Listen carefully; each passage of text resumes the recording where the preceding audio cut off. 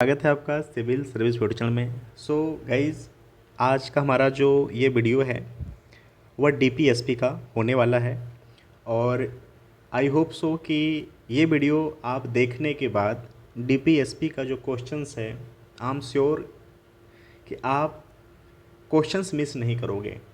बस एक छोटा सा रिक्वेस्ट है कि ये वीडियो को बहुत इत्मीनान से आप देखोगे, ओके। और एक छोटा सा शॉर्ट नोट्स बनाओ आप। मैं ऑलरेडी आपसे अपने प्रिपरेशंस का शॉर्ट नोट्स आपसे शेयर कर रहा हूँ, ओके। और डीपीएसपी का क्वेश्चंस आज भी मुझसे नहीं छूटता है। जब भी अगर कहीं छोटा सा डाउट हो जाता है या जैसा भी, मैं एक बार अगर इसको रिवाइज कर लूँ तो मुझे लगता है कि नहीं यार, मैं उस राइट आंसर तक पहुँच पा रहा हूँ। सो बस एक बार ट्राई करो, आप मेरी बात मानकर एक छोटा सा शॉर्ट नोट्स बस और बस इस वीडियो को बना लो। डैम श्योर कि डीपीएसपी में आप एक अच्छा खासा पकड़ बना लोगे। सो देखिए, जो directive principles of the state policy है ना, राज्य के नीति निदेशक तत्व, ठीक है। अब शुरू करने से पहले हम यहाँ पर ये बात कर लें, जस्ट वेट। शुरू करने से पहले हम एक बात कर लेते हैं कि एक होता है उपदेश, एक होता है निर्देश, ठीक है। एक होता है उपदेश, ओके, एक होता है निर्देश, ठीक है। जो उपदेश होता है ना, सुनाने वाला सुना देता है, सुनने वाला सुन लेता है, चाहे वो माने न माने, ये उसके ऊपर डिपेंड करता है, सुनने वाले के। एक होता है निर्देश। आपको भी घर में, कॉलेज में, स्कूल में, कोचिंग में निर्देश दिया जाता है कि भाई कल आपको किसी एक पर्टिकुलर कलर का ड्रेस पहनकर आना है, पर्टिकुलर आपको प्रिपरेशंस करके आना है। वो निर्देश रहता है किसके द्वारा? संस्थापक के द्वारा, किसी डायरेक्टर के द्वारा, या किसी भी आपके सीनियर के द्वारा, ठीक है। तो जो संविधान है ना, वह निर्देश दे रहा है यहाँ पर सरकार को कि आपको काम करने हैं। क्या काम करने हैं? जो आर्टिकल 36 से लेकर के 36 से लेकर 51 तक है, उसमें जो भी प्रक्रियाएं प्रावधान है, उसके लिए कहा जा रहा है कि आपको भाई ये करना है, ठीक है। नॉट उपदेश, निर्देश, ठीक है। सो आई होप सो कि आप समझ गए यहाँ से। अब आते हैं मेन पॉइंट पे। सो देखिए, जो डीपीएसपी है ना, वह पार्ट 4 में चर्चा किया गया है हमारे भारतीय संविधान के।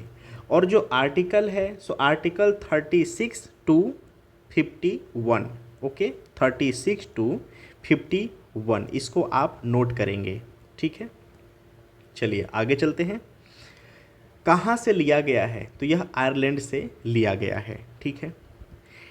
इसकी विशेषताएं क्या हैं? सो बाध्यकारी नहीं है, वाद योग्य नहीं है, प्रवर्तनीय नहीं है, ठीक है। इसको और अगर तरीके से समझना चाहें तो कह सकते।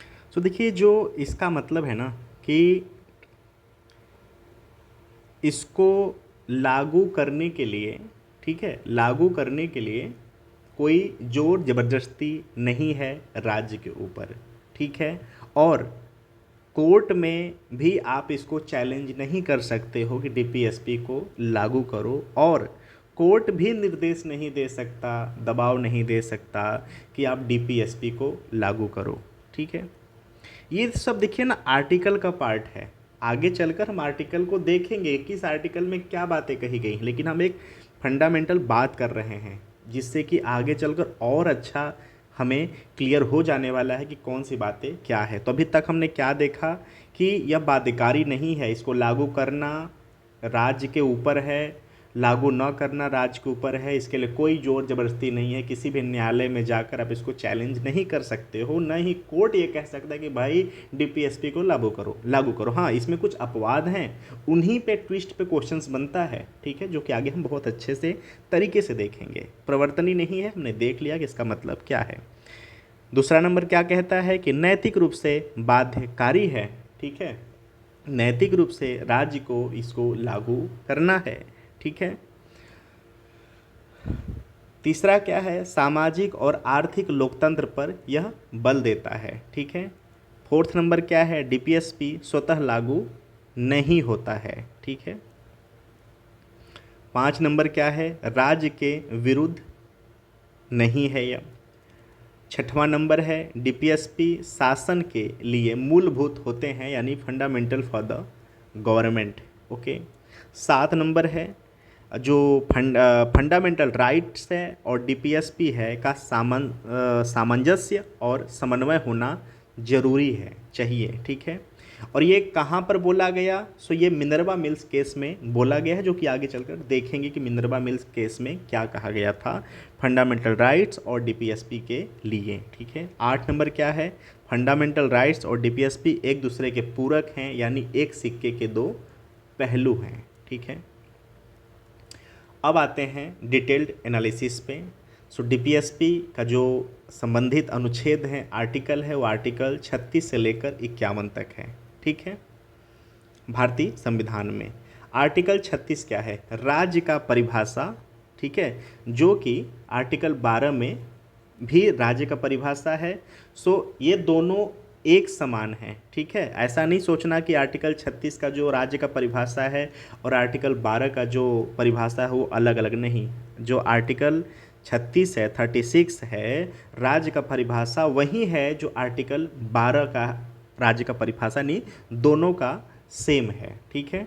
यह भाग 4 है। ठीक है। और यह भाग 3 है। आई होप सो कि क्लियर हो गया। ठीक है। जो डीपीएसपी है आर्टिकल 36, ये आपका भाग पार्ट 4 में है। ठीक है। और फंडामेंटल जो राइट्स की बातें कही गई थी वो भाग 3 में है। आगे चलते हैं, आर्टिकल 37। ठीक है। और जो 37 है आर्टिकल, जस्ट वेट, आर्टिकल जो 37 है, डीपीएसपी प्रवर्तनीय नहीं है, यानी बाध्यकारी नहीं है। ओके। और इसके लिए आप कोर्ट में भी नहीं जा सकते हो लागू करवाने के लिए, और कोर्ट भी ये नहीं कह सकता कि आप डीपीएसपी को लागू करो। सो आर्टिकल 37 हमने ऊपर भी देख लिया था, लेकिन किस आर्टिकल में बातें कही गई हैं, क्वेश्चन यहीं से बनता है कि बाध्यकारी नहीं है। सो आर्टिकल 37 में कहा गया है कि जो डीपीएसपी है वो बाध्यकारी नहीं, यानी प्रवर्तनीय नहीं है। ठीक है। आगे चलते हैं, आर्टिकल 38 कल्याणकारी राज्य, वेलफेयर स्टेट की बात करता है। किस आर्टिकल में वेलफेयर स्टेट की बात करता है, सो आर्टिकल 38 में। ठीक है। ये 3 आप शब्द याद रखेंगे, सोशल जस्टिस, इकोनॉमिक जस्टिस और पॉलिटिकल जस्टिस। ठीक है। अब आपको पता होगा कि भारतीय संविधान में यह एक जगह और इसका इस्तेमाल हुआ है, कहाँ पे, प्रस्तावना पे, प्रस्तावना में। ठीक है। प्रस्तावना में भी इसका इस्तेमाल हुआ है। सो अगर आपसे क्वेश्चन ये भी पूछा जाता है तो आई होप सो कि आप कंफर्म हो गए कि जो ये सोशल जस्टिस, ठीक है, सामाजिक न्याय, आर्थिक न्याय, राजनीतिक न्याय की बातें कही गई हैं, यह प्रस्तावना में बातें कहा गया है, तो इसको भी आपको याद रखना है। ठीक है ना। अब आते हैं आर्टिकल 38(2) में। ये क्वेश्चंस यहाँ से बनता है, बहुत मस्ट इम्पॉर्टेंट ये आर्टिकल है। ठीक है। इसमें ये बातें कहा गया है कि जो राज्य है, राज्य वह असमानता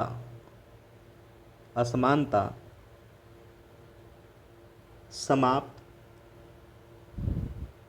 करने का प्रयास करेगा।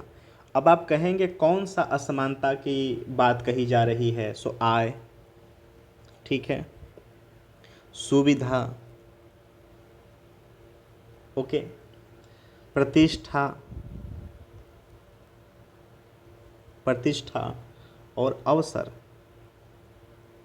सबको समान अवसर हो, सबको समान प्रतिष्ठा हो, सबको समान सुविधाएं हो, और सबका कोशिश किया जाए कि सबका समान आय हो, जिससे कि ऊंच नीच, ठीक है, का जो भाव है वो उत्पन्न ना हो सके। ठीक है। तो आई होप सो कि आर्टिकल 38(2) आप समझ गए। अब आते हैं आर्टिकल 39 पे, सामाजिक आर्थिक लोकतंत्र की बातें कही गई हैं। ठीक है। और यह समाजवादी सिद्धांत का बात करता है। ठीक है। आर्टिकल 39A, ओके, आजीविका के पर्याप्त साधनों का अधिकार की बात करता है, ठीक है। सो किसके आजीविका की बातें की जा रही है, तो जो सभी महिला और पुरुष है ना, यानी स्त्री पुरुष, ठीक है, बिना लिंग विभेद, बिना पक्षपात किए सभी स्त्री और पुरुष के आजीविका का पर्याप्त अवसर का अधिकार देगा, व्यवस्था करेगा, ठीक है। एक बात यहाँ रखना कि एक होता है आपका स्मॉल ए, एक होता है कैपिटल ए। देखिए जब यहाँ पर जैसे मान के चलिए कि ये 39 कैपिटल ए आ गया, ये एक अलग आर्टिकल हो गया। अब यहाँ पे 39 ए आ गया, यानी 39 जो आर्टिकल है उसका ये भाग हो गया, ठीक है। तो इसको भी आप याद रखना, बहुत लोग एग्ज़ाम में ये मिस कर देते हैं, ठीक है। अब आते हैं 39B पे, भौतिक संसाधनों का न्यायपूर्ण वितरण हो, ओके, क्लियर। जो आर्टिकल 39C है वो कहता है धन व उत्पाद के साधनों का केंद्रीकरण ना हो, यानी जो अहितकारी संकेंद्रण है ना उसको बोला गया है कि नहीं करने के लिए, ठीक है। आर्टिकल 39 जो सी है वो मिनर्वा मिल्स केस जो था 1980 का, उसमें फंडामेंटल राइट्स और डीपीएसपी का सामंजस्य और समन्वय होना चाहिए, यह वक्तव्य दिया गया था। तो प्लीज़ आप इसको भी याद रखना कि कौन सा ऐसा केस था जिसमें ये कहा गया कि फंडामेंटल राइट्स और डीपीएसपी का सामंजस्य और समन्वय होना चाहिए। तो आपका आंसर होगा कि मिनर्वा मिल्स केस 1980 में ये बातें कही गई थी। और धन व उत्पादों के संसाधनों का केंद्रीकरण न हो, अहितकारी संकेंद्रण न हो, ये आर्टिकल 39C में कहा गया है, ओके। चलिए आगे चलते हैं। आर्टिकल 39D, समान कार्य समान वेतन, ठीक है। आज भी आप देखेंगे कि पुरुष 4 घंटा काम करता है, ठीक है, और जो महिला है वो भी 4 घंटा काम करती है, लेकिन दोनों की सैलरी में डिफरेंस आ जाता है, दोनों के जो डेली का दिहाड़ी मिलती है उसमें डिफरेंस आ जाता है, ठीक है। तो समान वेतन की बात करता है। सो आर्टिकल 39D समान कार्य और समान वेतन की बात कहा जा रहा है, ठीक है। अब इसके लिए अगर अधिनियम की बात करें तो समान पारिश्रमिक अधिनियम 1976, ठीक है। और रणधीर सिंह वर्सेस भारत संघ में भी ये बातें वाद में कहा गया 1982 में, ठीक है, क्लियर। तो आई होप सो कि आप इसको याद रखेंगे। और आर्टिकल 39D को आर्टिकल 14 के साथ पढ़ा जाता है, तब आर्टिकल 39D मौलिक अधिकार की तरह कार्य करता है। This is the most important, आपको मैक्सिमम बुक में नहीं मिलेगा। मैं बहुत ही रिसर्च करके बात लिखा हूँ कि जब 39D को आर्टिकल 14 के साथ पढ़ा जाता है, समानता के साथ पढ़ा जाता है, ठीक है, तब जो 39D है ना वो मौलिक अधिकार फंडामेंटल राइट की तरह काम करता है, ठीक है। आर्टिकल 39E, प्रतिकूल रोजगार से बचना, ठीक है। जो मेल हैं, फीमेल हैं और बच्चे हैं, सो जो दुर्व्यवहार या प्रतिकूल स्वास्थ्य का जो रोजगार है उससे इनको कहा गया है कि ऐसे चीज़ों में, अहितकारी रोजगार में, व्यवसाय में इनको नहीं जाने के लिए बात कही गई है, ठीक है। अनुपयुक्त व्यवसाय में प्रवेश करने के लिए आर्थिक आवश्यकता से मजबूर नहीं किया जा सकता, ठीक है। आर्टिकल 39F, ठीक है, 42 अमेंडमेंट है, 42वां संविधान का जो कॉन्स्टिट्यूशनल अमेंडमेंट एक्ट था 1976, बचपन और युवाओं को शोषण या हेर फेर के खिलाफ और नैतिक और भौतिक परित्याग के खिलाफ संरक्षण किया जाना चाहिए, ठीक है। सो प्लीज़ इसको भी आप याद रखना, मस्ट इम्पॉर्टेंट है। जो 39F है इसमें इम्पॉर्टेंट ये है कि जो 42वां कॉन्स्टिट्यूशनल अमेंडमेंट एक्ट 1976 था, वो कहा कि बचपन और युवाओं को शोषण या हेर फेर के खिलाफ और नैतिक और भौतिक परित्याग के खिलाफ संरक्षण किया जाना चाहिए। ठीक है, यानी अगर आप शॉर्ट में आप कहना चाहें तो आप ये कहेंगे कि गरिमापूर्ण गरिमापूर्ण वातावरण का व्यवस्था कराया जाएगा। ठीक है, अब आते हैं आर्टिकल 39A कैपिटल ए। ठीक है, कैपिटल ए, यहाँ पे मिस्टेक हुआ था, कैपिटल ए। 42वां जो कॉन्स्टिट्यूशनल अमेंडमेंट एक्ट है 1976, ठीक है, समाजवादी सिद्धांत का बात करता है, समान न्याय और निःशुल्क विधिक सहायता की बात करता है। ये मस्ट इम्पॉर्टेंट है, मैक्सिमम एग्ज़ाम में यह आ चुका है कि कौन सा आर्टिकल है जो कि कहता है कि निःशुल्क न्याय, ठीक है, समान न्याय और निःशुल्क विधिक सहायता की बात करता है। तो आपका आंसर होगा कि आर्टिकल 39A। ठीक है, यह समान न्याय और निःशुल्क विधिक सहायता की बात करता है। ठीक है, अगर आपसे क्वेश्चन से पूछा जाए कि सामाजिक सिद्धांत के प्रावधान कौन सा आर्टिकल करता है, तो बहुत सारे आर्टिकल है, उसमें आपको 39A भी बताना पड़ेगा। क्वेश्चन यहाँ से भी आ सकता है कि कब इसको सम्मिलित, तो आपको बताएंगे कि 42वां जो संविधान जो संशोधन 1976 हुआ है ना, उसके तहत इसको ये प्रावधान किया गया था। और इसके तहत क्या है, नालसा एक्ट 1987।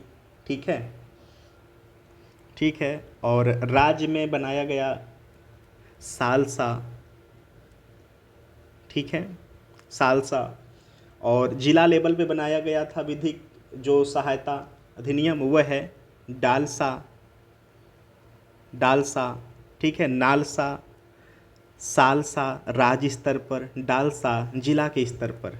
ठीक है, समाज में कमज़ोर वर्गों को मुफ्त और सक्षम कानूनी सेवाएं प्रदान करना, सुनिश्चित करना कि आर्थिक या अन्य अक्षमताओं के कारण किसी भी नागरिक को न्याय हासिल करने की अवसरों से वंचित न रखा जाए। आई होप सो कि आप आर्टिकल 39A परिपूर्ण रूप से समझ चुके हैं। ये नालसा, सालसा और डालसा भी आप याद रखना। ठीक है, चलिए आगे चलते हैं। आर्टिकल 40 ग्राम पंचायतों की गठन की बात करता है। ये गांधीवादी सिद्धांत पर आधारित है। क्वेश्चंस यहाँ से भी आ सकता है कि कौन सा आर्टिकल डीपीएसपी का है जो कि गांधीवादी सिद्धांत पर आधारित है। तो आर्टिकल 40 हैं बहुत सारे जो कि हम नीचे देखेंगे, लेकिन आप एक एक करके याद भी करते चलो। ठीक है, जो पंचायतों का गठन हुआ था वह जो हमारा कॉन्स्टिट्यूशनल अमेंडमेंट एक्ट 1992 है। ठीक है, और किस नंबर का था, 73 नंबर का जो संशोधन हुआ था 1992 पंचायतों का गठन हुआ। 74 नंबर का जो संशोधन हुआ 1992 में नगर पालिकाओं का, म्यूनसिपल पार्टीज का गठन की बात करता है। ठीक है, क्लियर, और ये संवैधानिक दर्जा इसको दिया गया। ठीक है, आर्टिकल 41 पर आते हैं। काम का अधिकार, लोक सहायता का अधिकार, शिक्षा का अधिकार। ठीक है, क्लियर, और ओल्ड एज, सिकनेस, डिसेबिलिटीज़, ठीक है, अनएम्प्लॉयमेंट की भी बात यहाँ पर की गई है।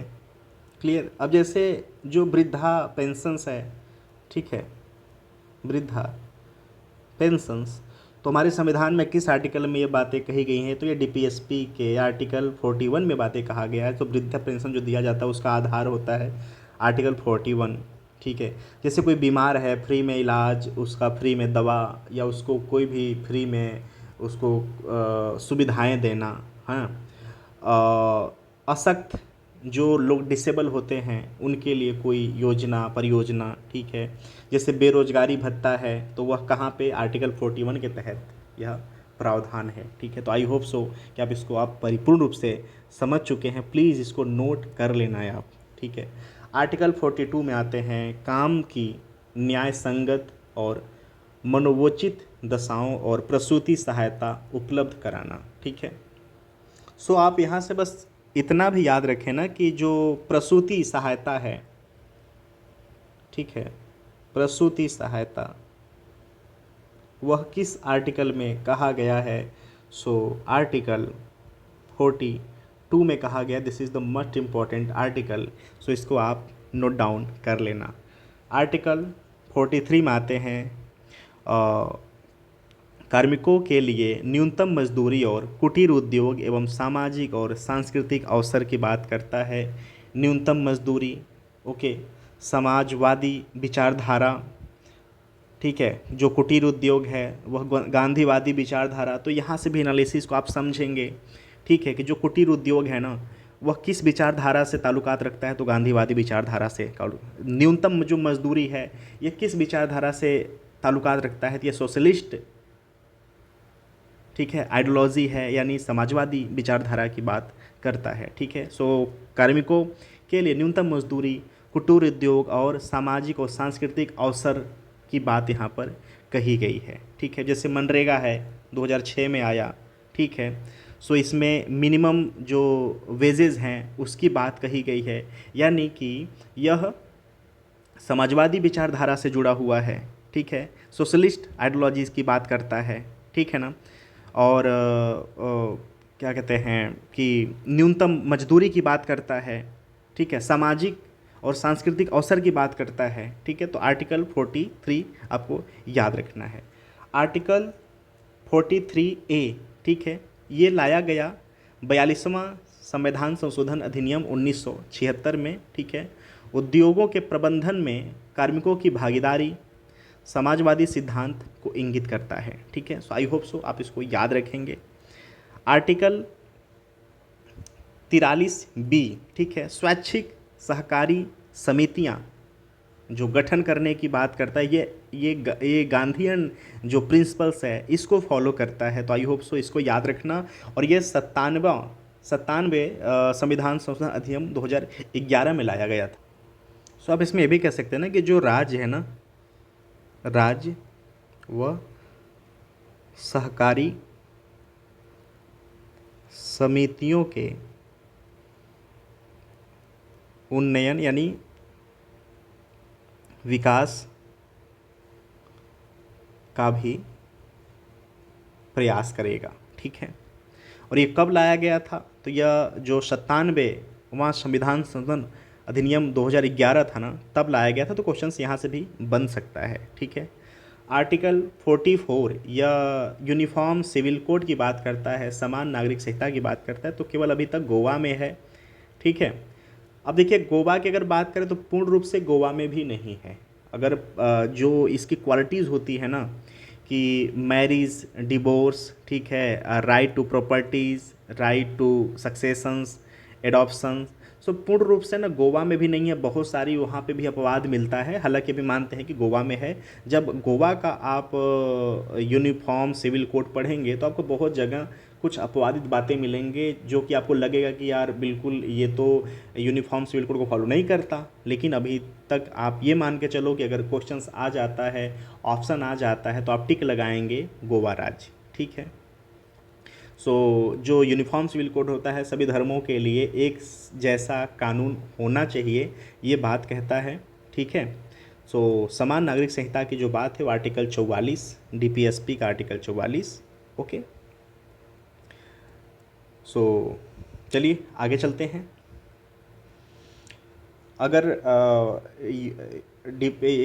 यूनिफॉर्म सिविल कोड से जुड़े कुछ केसों की बात करें जहां पर ये मुद्दा उठा कि भारत में यूनिफॉर्म सिविल कोड होना चाहिए, तो शाहबानो केस 1985 में, ठीक है, भरण पोषण के मामले पर, कंपनसेशंस के मामले पर आया। सायरा बानो केस 2016 तत्काल ट्रिपल जो तलाक का मामला था उस पर यह बातें उठाई गई। सरला मिदगल केस वर्सेस भारत संघ, ठीक है, यहाँ पर भी एक से अधिक जो शादी का मामला था वहाँ पे भी यह मामला उठाया गया था। सो आई होप सो कि आप ये केसों को भी याद रखना कि यूनियन ज़रूरतें कब भारत में समझ में आई कि यार UCC यानी यूनिफॉर्म सिविल कोड होना चाहिए, ठीक है। चलिए आगे चलते हैं। आर्टिकल 45 6 वर्ष तक के बच्चों के शिक्षा की बात करता है, ठीक है ना, यानी 0 से 6 वर्ष तक के बच्चों की शिक्षा की बात करता है। यह 46वां संविधान संशोधन अधिनियम 2002 में लाया गया, ठीक है। और अगर ये आइडियोलॉजी की बात करें तो यह उदार बौद्धिक सिद्धांत को फॉलो करता है, यानी 0 से 6 वर्ष का जो बच्चा होगा उसका जो जिम्मा है वो सरकार का होगा शिक्षा का, जो कि देखे होंगे कि जो आंगनवाड़ी केंद्र होती हैं वहाँ पर ऐसे बच्चों के लालन पालन पोषण की व्यवस्थाएं की जाती हैं, ठीक है। और यहाँ पर कंफ्यूज नहीं होना है, 0 से 6 आर्टिकल 45 ये डीपीएसपी का पार्ट हो गया, है ना। और आर्टिकल 21A 21A 6 से 14 वर्ष के बच्चों को निःशुल्क और अनिवार्य शिक्षा का अधिकार, यह फंडामेंटल राइट हो गया, ठीक है। सो यह पार्ट आपका 4 हो गया और यह पार्ट 3 हो गया। इसको प्लीज़ आप नोट डाउन कर लेना, ठीक है। 6 से 14 वर्ष आर्टिकल 21 से फंडामेंटल राइट, और 0 से 6 डीपीएसपी, ठीक है, बच्चों को निःशुल्क और अनिवार्य शिक्षा का और न्यूट्रिशंस का व्यवस्था करता है, ठीक है। और 45 में जो यह 0 से 6 वर्ष की बात कही गई है वह 46वें संविधान संशोधन 2002 के तहत, और 21 से भी 46वें संविधान संशोधन अधिनियम 2002 के तहत। आते हैं अब आर्टिकल 46 पे, ठीक है। Development of the schedule caste, schedule tribe and weaker sessions, ठीक है। अगर ये प्रिंसिपल्स की बात करें तो गांधीयन प्रिंसिपल्स की बात करता है, जो शेड्यूल कास्ट हैं, शेड्यूल ट्राइब हैं, जो वीकर सेक्शंस है, ठीक है, उनके विकास की बातें की जा रही हैं शिक्षा के आधार पर और उनके नौकरी रोजगार व्यवसाय के आधार पर, ठीक है।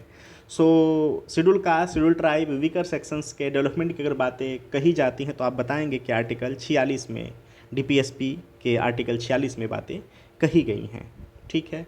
इनके लिए प्रावधान अधिनियम कमीशंस कब लाए गए? सो SC/ST एक्ट 1989, उसके बाद फिर शेड्यूल कास्ट कमीशंस बना, ठीक है।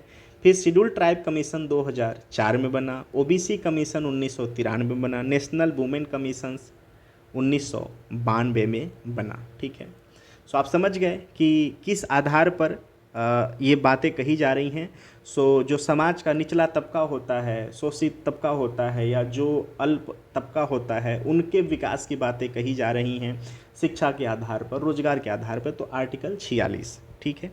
आगे चलते हैं आर्टिकल 47, ठीक है। लेवल ऑफ न्यूट्रिशंस, जीवन स्तर ऊंचा करने की बात कही जा रही है, ठीक है।